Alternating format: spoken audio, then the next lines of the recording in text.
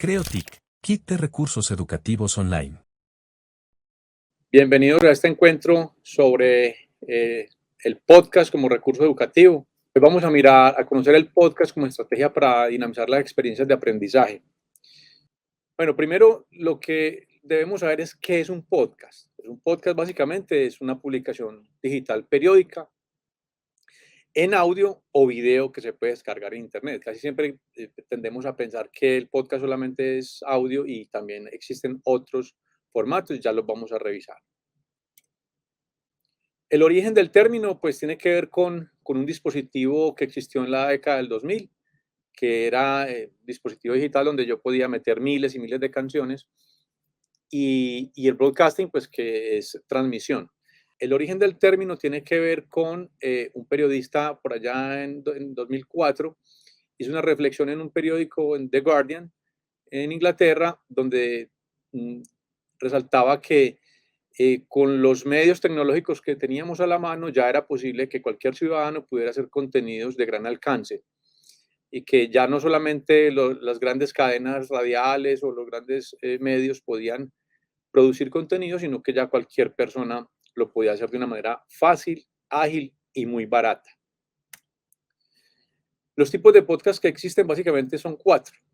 Está el screencast, que es, tal vez estén muy familiarizados con él, y tiene que ver con aquellos procesos que se ven en una pantalla que van siendo acompañados por una voz que va explicando, por ejemplo, los recetarios o muchos de esos videos que se encuentran en YouTube donde uno va aprendiendo a manejar un software o algún proceso. Entonces uno va viendo en la pantalla cómo se va desarrollando. Está el podcast de audio, que es el que nos convoca hoy, que es el más común, es el podcast que normalmente es un audio liviano que yo puedo descargar en mi dispositivo, que es muy sencillo de hacer, y ahorita vamos a ver por qué. Está el podcast mejorado, que es un poco más complejo, es un podcast hipermedia que permite saltar de una ventana a otra, abrir textos, abrir imágenes, abrir videos, etcétera. Es menos común por lo difícil pues, que es elaborarlo. Está el podcast o video podcast también o videocast, que son aquellos videos que encontramos mucho en YouTube.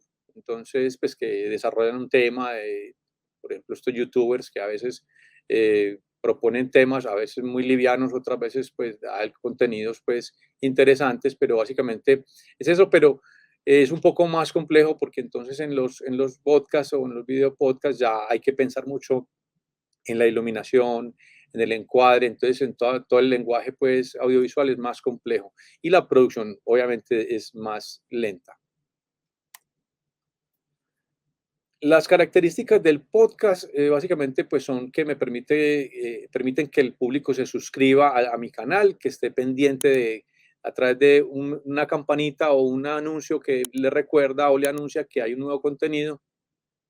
Entonces, está también la periodicidad, que digamos es aquella promesa de yo voy a publicar cada 8 días, cada 15 días, pero es muy importante ser muy cumplidor con esos términos, porque si, digamos, si uno es muy inconstante y uno publica una vez a los 8 días, después me demoró 20 días, eso va haciendo que la audiencia se vaya desconectando. Otra de las características muy importantes es que es de tema libre. Uno puede tratar cualquier tema que le guste, en el que sienta que sabe un poco. Entonces, no, digamos que no hay restricciones como que si no habla de esto, entonces no es podcast. No, podcast puede con cualquier tipo de tema. También el contenido bajo demanda tiene que ver con, digamos, aquella lógica de consumo parecido al de las series de Netflix en las que yo me conecto solamente cuando tenga tiempo, cuando vea que puedo dedicarme. Entonces no requiero, como digamos, antiguamente que para uno asistir a un programa tenía que estar pendiente porque a las 6 presentan el programa en radio o en televisión, en fin. Acá yo puedo consumir el contenido a la hora que yo pueda. Tampoco existe un tiempo determinado para que se considere un nuevo podcast. Es decir, yo tranquilamente puedo tener un podcast de 1 minuto o también puede durar 1 hora. Pero lo más recomendable es hacer entregas cortas para que la gente pueda ir, digamos, accediendo a ese contenido. en los momentos que pueda. Sin embargo, el audio permite pues que yo retome, pues, vuelvo y le doy play donde iba, en fin, pero se recomienda hacer entregas cortas. Y los contenidos se pueden descargar. Digamos que en el caso del audio es mucho más cómodo descargar en un dispositivo como un celular, por ejemplo, que descargar un video. Video, cuando yo para descargar un video de YouTube tiene que ser una cosa pues muy, muy, muy importante para yo descargar o gastar mis datos y mi espacio en mi dispositivo. Mientras que el audio es mucho más fácil de almacenar. Las ventajas, como les decía, el audio es muy liviano, no pesa mucho. La libertad de horarios, yo puedo pues estar haciendo otras actividades mientras que consumo un podcast, puedo estar, digamos, haciendo una tarea en la casa, puedo estar viajando, ir en el bus, en fin, mientras que voy reproduciendo y voy escuchando temas de interés. La producción es ágil, hacer podcast es muy fácil porque digamos que ahorita les voy a mostrar cómo se puede hacer producir. No podría producir un podcast diario si quisiera porque es muy fácil, cosa que no es tan posible con los, por ejemplo, con los videos en YouTube. Eh, por ahora una de las ventajas es que no tiene mucha publicidad, sin embargo sabemos que hacia allá apunta el negocio del podcast en todas las plataformas del mundo, es meterle publicidad porque ellos viven de eso. Lo otro es que permite segmentar audiencias. Yo puedo seleccionar el tipo de público al que le voy a hablar. Entonces, yo, digamos, puedo hablar por territorios, por género o por edades. Yo le puedo decir, quiero que mi contenido lo escuche más que todo personas de tal edad, interesadas en temas tales y tales. Entonces, desde la misma configuración de las plataformas, yo puedo ir segmentando. También permite el intercambio de conocimientos, favorece procesos lingüísticos y de comunicación. El estudiante, para ponerse, digamos, al frente de un micrófono, pues tiene que tratar de vocalizar bien, de tener un ritmo narrativo, digamos, y entretenido además. Entonces, también es un reto para el estudiante. Por ahora es de muy bajo costo. Ahorita les voy a poner unos ejemplos de software libre para crear, editar y transmitir. Y eh, y reproducir. Otra de las ventajas es que se puede escuchar en muchos dispositivos. Yo lo puedo escuchar en un computador, en un celular, en cualquier parte, en una USB, en fin. Las desventajas del podcast hoy es baja calidad técnica. Pues, digamos, a veces por el desconocimiento hay gente que se lanza a producir, pero entonces producen contenidos de muy baja calidad, digamos, grabado en unas condiciones técnicas muy pobres y de pronto entonces es muy ruidoso. Ustedes saben que el oído se cansa muy fácil. Uno es capaz de ver un video feo. Sí, un video feo, uno lo ve, la imagen, uno es capaz de verlo y puede durar una hora y uno es capaz de verlo. Un audio malo, después de un minuto el oído se cansa, ya uno no quiere escuchar un audio con una distorsión, con un ruido, con un sonido invasivo, uno se desconecta. Entonces hay que pensar mucho en eso.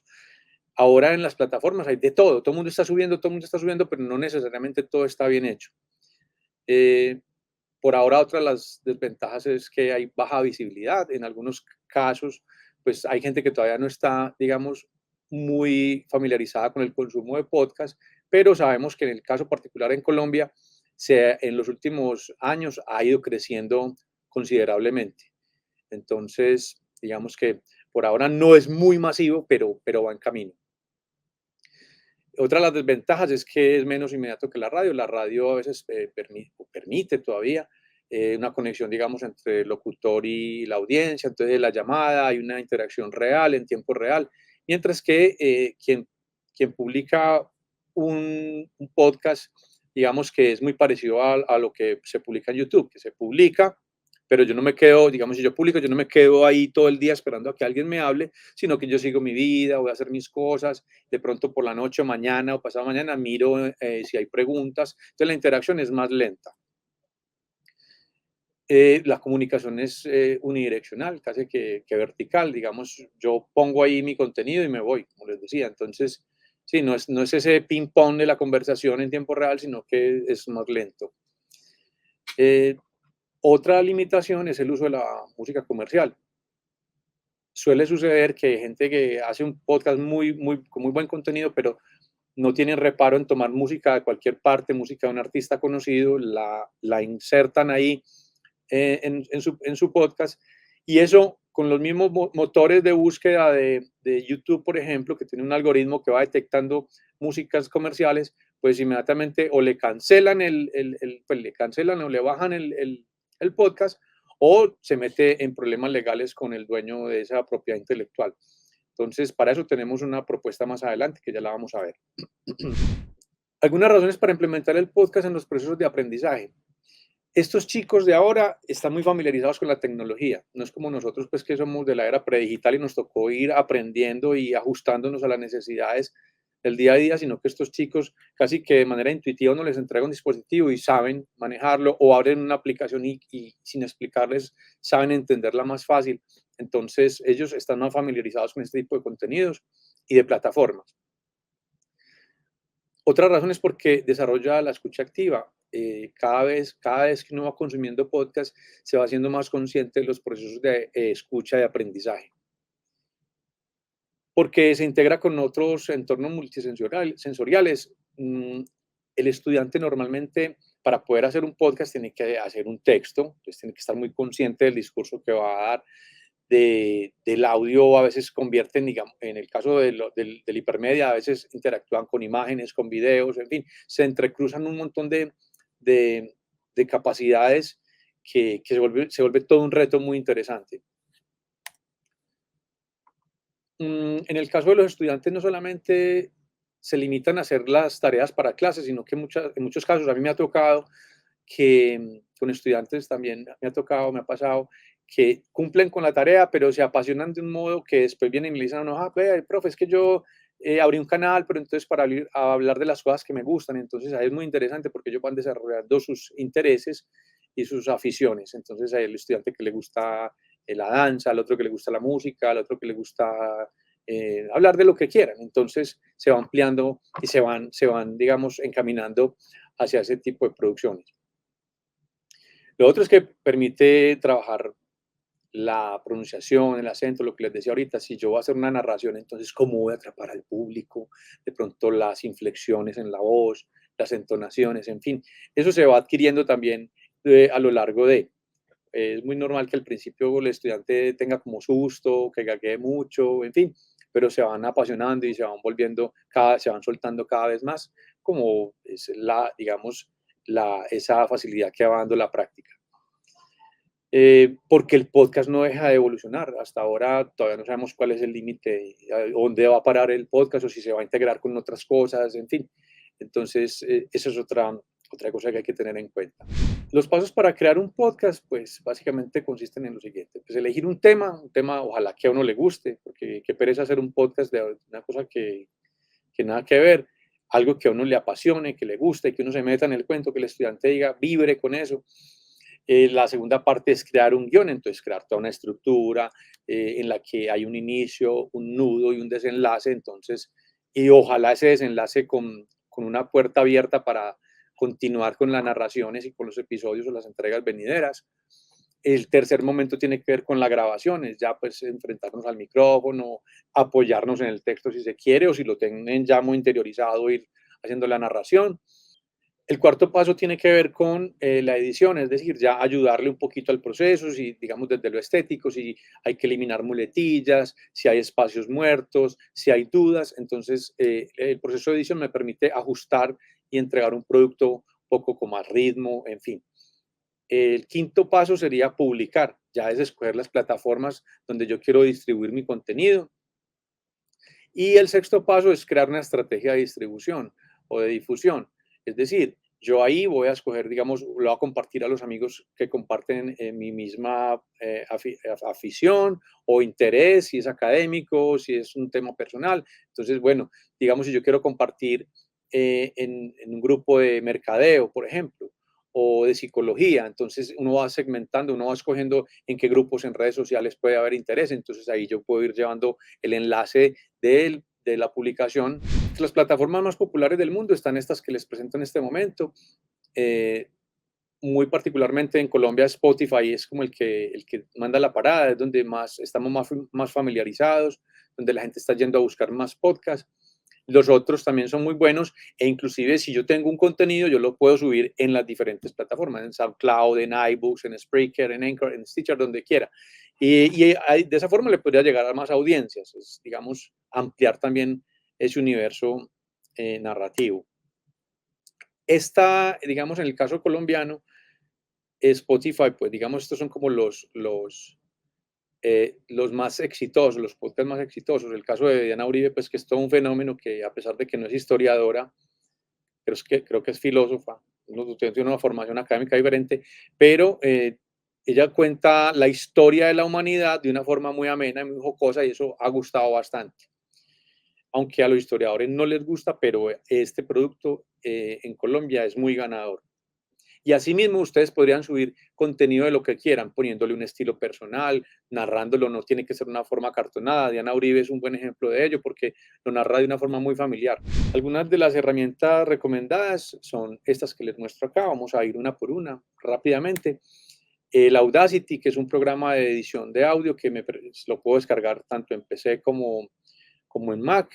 Es muy intuitivo, tiene pues las herramientas universales de corte, pegue, movimiento, le puedo insertar música si quiero, puedo subir y bajar niveles de la voz, en fin, inclusive puedo modificar y darle entonaciones distintas a la voz si la quiero más grave, más aguda, etcétera. Es una herramienta muy completa y de carácter gratuito.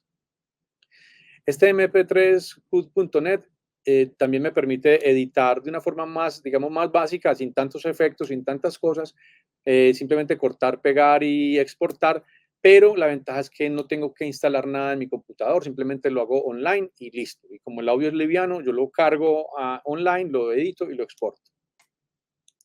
La audiolibrería de YouTube, la que les mencionaba ahorita, es muy importante porque con esto se pueden librar de un montón de dolores de cabeza con los derechos de autor. Entonces, de esta manera, ustedes ingresan en su cuenta de YouTube, van a la opción donde dice YouTube Studio y ahí hay una opción, ahí se les despliega una ventana donde ustedes simplemente seleccionan la opción que sea sin derechos de autor, pues, o libre de derechos de autor, y a partir de ahí toda la música que les cargue la página es libre de derechos y ustedes la pueden usar tanto en audios como en videos, sin ningún problema. Yo he producido videos de todo tipo, académicos, comerciales, en fin, hasta hoy no he tenido ningún problema. Y lo mismo con los podcasts, entonces es muy recomendable. También la pueden seleccionar por tipo de, digamos, qué sentimiento quiero transmitir, si es algo triste, si es algo alegre, si es una música, digamos, corporativa, en fin, qué tipo de música quiero que acompañe mi grabación para darle como más énfasis a eso que yo quiero. También tiene efectos de sonido, etcétera. Entonces es muy recomendable. Este micrófono mini lavalier es muy sencillo, es un micrófono que puede costar unos 70, 80 dólares, perdón, 70, 80 mil pesos, es muy barato, muy reconocido en el medio, es de cable y yo se lo puedo incluso conectar a un dispositivo como mi celular, por ejemplo, y hacer las grabaciones con una calidad muy buena, pues, digamos no profesional, pero sí de muy buena calidad, de fácil uso también, para no grabar pues con el micrófono del celular, porque el micrófono del celular coge más ambiente, registra más ambiente, entonces le mete un poquito de ruido a la grabación, mientras que con este micrófono va a ser algo más limpio. Pero si, digamos, yo no tengo recursos y yo soy el profesor, pero quiero hacer unos contenidos para entregarle a los estudiantes todos los días o cada 2 días, en fin, yo puedo también grabar con mi celular en un espacio silencioso, ojalá en la noche, o inclusive pues es un recurso muy sencillo, que es la típica cobija o sábana, y grabar adentro, porque ustedes saben que la tela absorbe las ondas sonoras, entonces me puede quedar un audio muy limpio. Son recursos, pues, trucos muy sencillos, pero que me pueden beneficiar a mí en la calidad del sonido. Y esta aplicación que la pueden descargar también en iOS o en Android, la pueden descargar en sus dispositivos, se llama Anchor, es una aplicación que me permite también grabar en el celular, insertar música predeterminada, cortinillas predeterminadas que trae la aplicación, editar también si quiero y en la misma aplicación distribuir para 10 o más plataformas como las que vimos ahorita. Entonces también esa les queda de tarea para que ustedes la exploren. Es muy intuitiva, no tienen que ser unos haces de la producción, simplemente es casi como un juego, van mirando cómo pueden grabarse, digamos, 30 segundos, insertarle pistas, música, en fin, ir jugando. Es bien entretenido es una herramienta muy potente con la que pueden lograr muy buenos productos. Yo voy a dejar por ahora hasta acá y abrimos entonces la posibilidad para que nos hagan preguntas, si tienen dudas o si quieren hacer alguna anotación al respecto.